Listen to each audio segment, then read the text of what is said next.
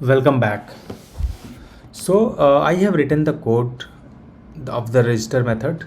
So what I have done here, let me explain that. So what I'm going just building this user master object, and all the request parameter that I'm having. So I'm having in this first name, last name, email and password. I'm just setting this first name, last name, email and password, and I'm giving a role user, right? And I'm building this up. So user object is not ready. So since user is ready, so I have taken one repository auto add object here. What I am going to do, I will simply set it.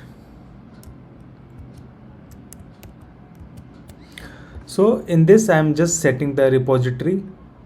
So repository.save user, and we have written already the repository method. So since you know that JP repository provide the CRUD operations by default inbuilt, so you don't have to write that. And why this error is there?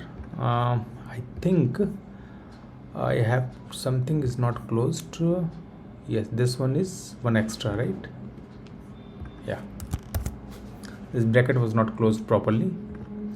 So now I just once it is saved, I'm returning the response user registered successfully, and returning back this response. So once this is response will be returned, so it is going to in the controller. So if I open the auth controller, so whatever method is I'm calling, so to return the response, it will set in the response entity. That is response entity will show the status of this. Okay, so one thing we can do, we are not suppose it may be a case when you are saving, you got something went wrong in this, right? It may be. So I have to show some message, right? So I have to throw some exception. So let me handle this. So before that, I have to write the logic to check the duplicate user, right? So what I'm going to do, I will simply user repository, I will copy this, sorry,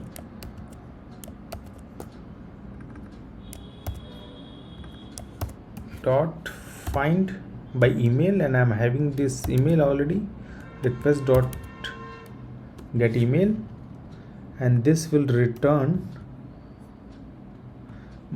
to me optional username. So optional, I'll provide the master user master in this object, and this will be master option in this one. Okay, I'll just simply import it. I'll check whether this object is having some data or not. So I am having, if one method, I'll write objects dot is null, right? Master optional. So if master option null, or we can check the it is present method also, that will be much better. So let me write that one, that will be good one. So I'll simply paste this dot is present. It means it is having some data, right? So if it is having some data, it means that email ID is already in the DB. So we cannot proceed and do that. So I have to return the statement from here. So what I'll do it, I'll simply copy this and I'll paste here.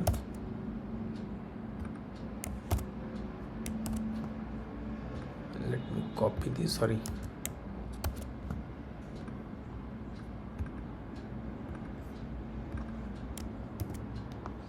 And I see user is already registered. I'll change this method, right? And this will return the response. Okay, so I think we are done with the code. So we'll now try to run this. So but will not get the response because we know that we have not configured our DB as of now.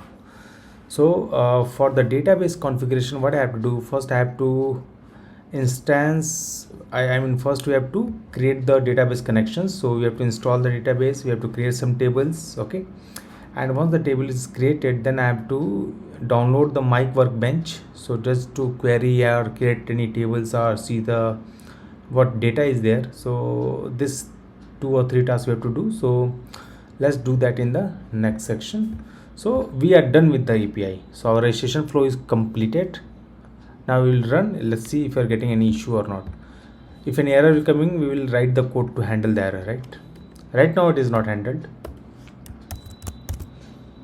Okay, so let's wait for the next section. Until then, bye.